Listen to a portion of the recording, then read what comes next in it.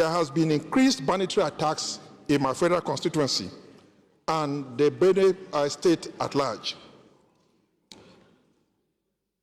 In Benue, there are killings of hundreds of villagers, and adoption and killing of priests and pastors, and burning down of houses, markets, schools, churches, and sacking of entire communities. Several motions have been moved in this chamber and in the Senate by the Benue caucus on these killings, yet nothing much has been done.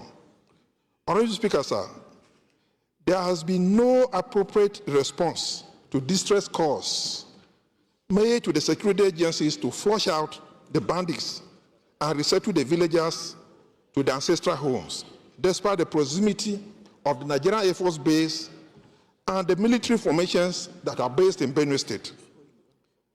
The military in my constituency do not go after the terrorists, and also the terrorists do not go after the military. Even when the police or villagers try to repair them, the military are the ones that try to stop them. Mr. Speaker, during the President's visit to Benue State after the Yelwata massacre, the Totif, His Royal Majesty, Professor James Otisayati, told the President, and I quote, that the killings in Benue are a calculated, well-planned, and full-scale genocidal invasion and land grabbing by the terrorists and bandits. Yet, the killings have continued, despite the information being passed directly to the Commander-in-Chief. Mr. Speaker, despite appeals from His Royal Majesty and this... Honorable Member, time up, please. I have spent not up to 2 minutes. You started at 25 past 1. 25 past 1. You started. Prayer, sir, to urge the government to facilitate the return and resettlement and rehabilitation of victims of the entire of the people of Gwe West and Gwe East Federal Constituency and Benue State at large. And there should be unambiguous directive by the Commander-in-Chief to the military to ensure that the bandits and terrorists are flushed from this country. And finally, the government should engage ex-servicemen. That time is up. Member, time up, please. To help in the fight of the banditry in this country. The engagement of 50,000 youths is okay, but for the immediate action now, ex-servicemen, military ex-servicemen should be engaged by the government to come in and serve in their states of origin. Thank you, Honorable Speaker. Thank you very much. Is Honorable Aluko in the House? Honorable Aluko. Honorable Blessing Onu, the floor is yours. My palace, please get ready after Blessing Onu.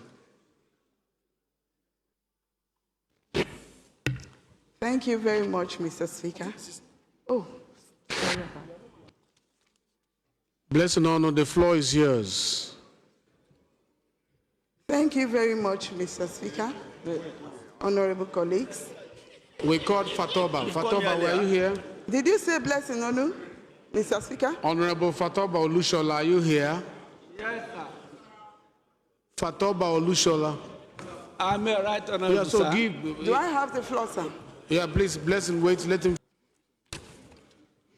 Thank you, Your Excellency, right, honorable Speaker. I remain Fatoba Olushola.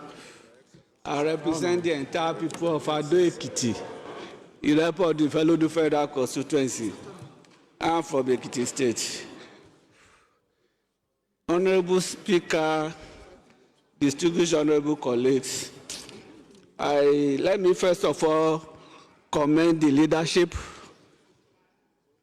for deeming it fit to allow this security discussion and deliberation, at least for the 3 consecutive days.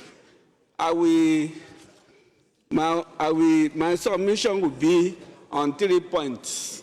1, It is on strengthening the intelligence coordination, while the second solution is defining the role of national security advisors and the Minister of Defense, while the third one has to do with the reintegration of repentant militants into security services.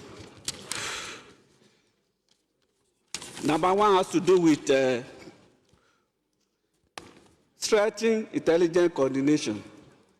This has to do with creating a national intelligence fusion center led by NSA, then use technology, drones, satellite image, cyber tracking to monitor criminals.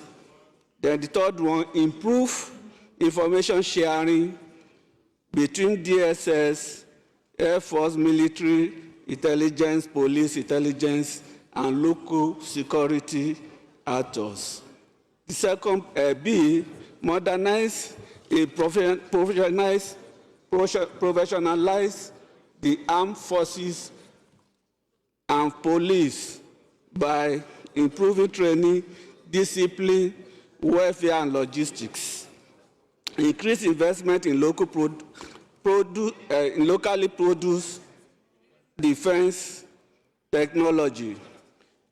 Introduce multi-level policing with federal, states, and community policing model to improve response time. Then tackle the root cause. The root cause,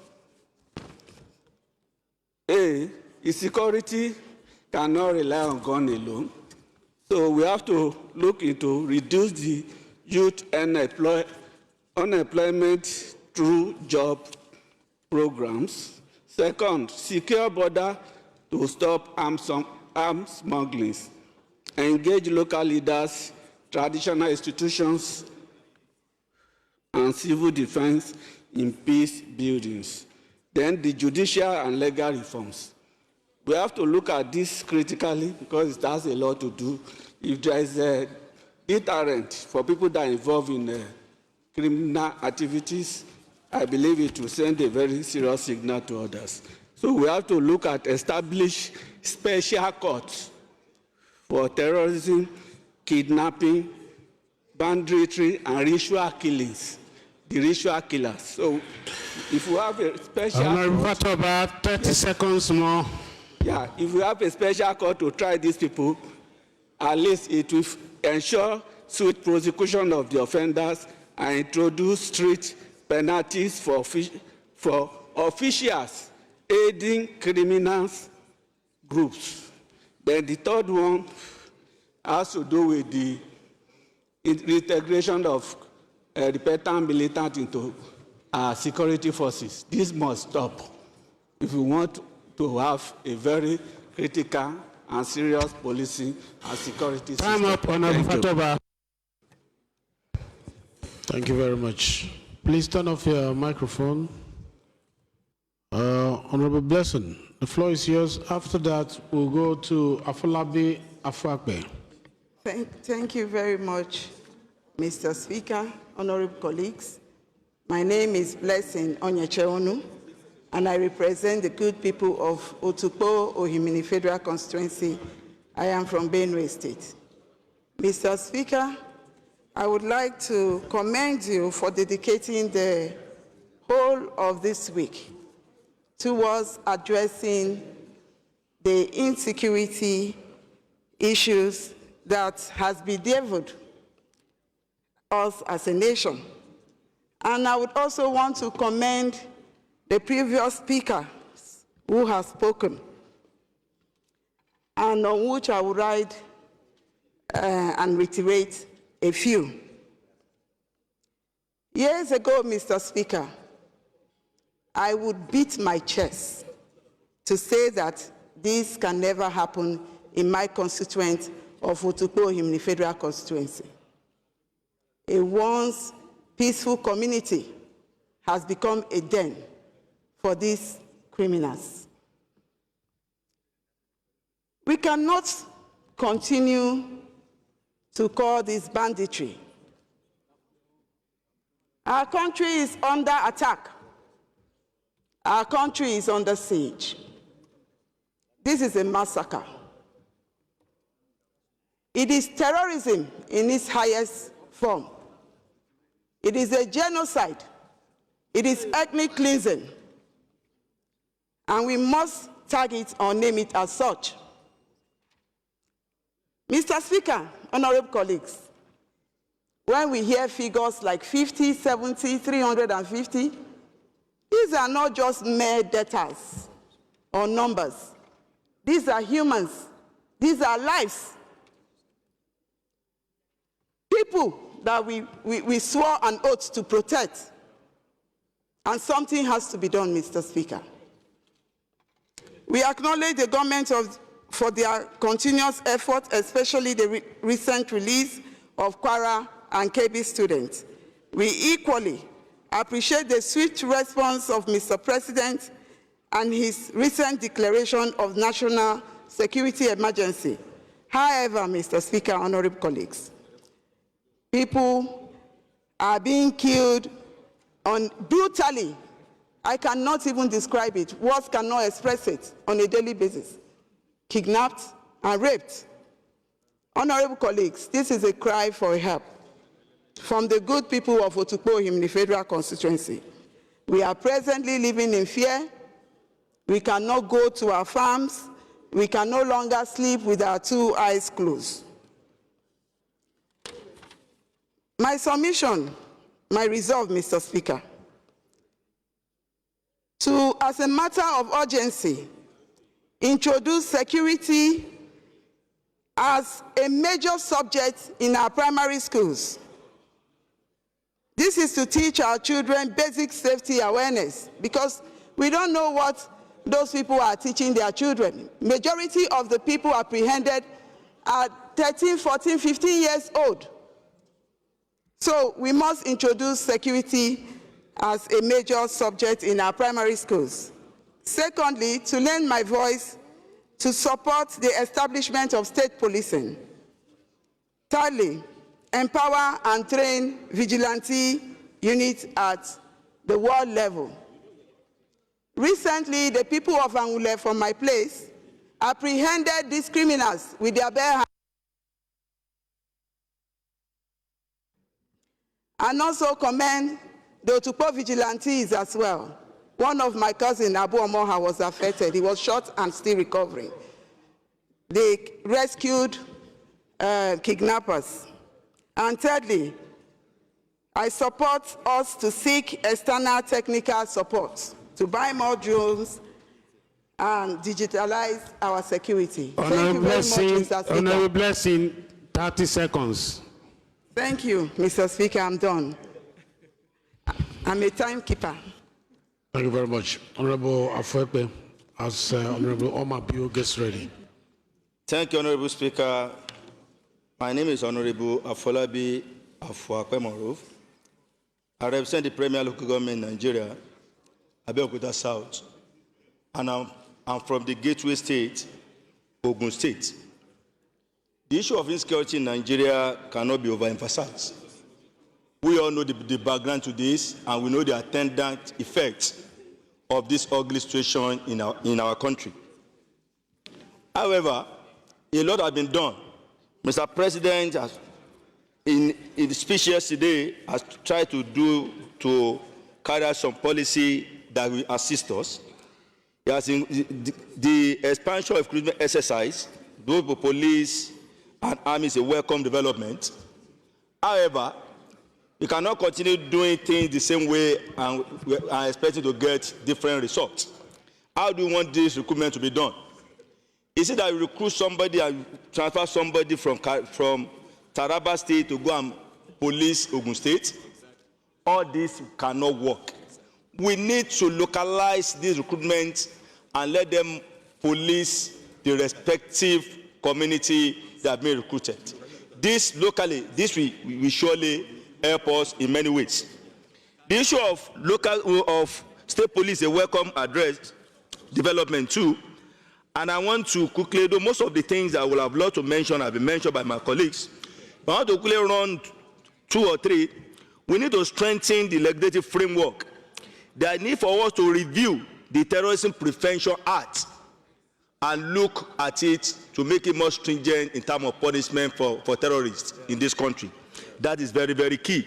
We also need to also implement community security plan to empower local government to develop tailored security strategy that will, we cannot be in Abuja and be making policy for local people. We need to decentralize this policy in order to help us. I equally need to invest in technology and intelligence. That has been said. We need to go another way. The recruitment is important, but we need to digitalize most of these things and let it get it done. However, the only area that I think has not been dwelled so that I want to bring our attention into is the fact that there is a positive correlation between development and insecurity. If you don't develop, you cannot solve these security challenges. When people are not happy, when we find it difficult to put food on Nigeria's table, there's no way we'll be able to solve it. No matter how amount of money we spend on insecurity, until we are able to bridge the gap between the rich and the poor, until also to look at our value system. We don't need to flaunt, people that are rich don't need to flaunt their wealth at the detriment of others. If we continue this way, insecurity will still live on with us. We need, all hands must be on deck, and I pray that Nigeria will be a better place and a safer place for all of us. Thanks, and God bless you. Thank you for sticking to time. That is very considerate of you. Honorable Omabio, please, 3 minutes. Thank you, Mr. Speaker, my respected honorable colleagues. Mohammed Omar Bio is my name. I speak for the people of Baruten and Kayama Federal Constituency, Mr. Speaker. I come from Kwara State. Mr. Speaker, it is true the menace of these insurgents is quite sad and most disturbing to us as a country. Mr. Speaker, over time, Kayama and Baruten local government have recorded a significant number of casualties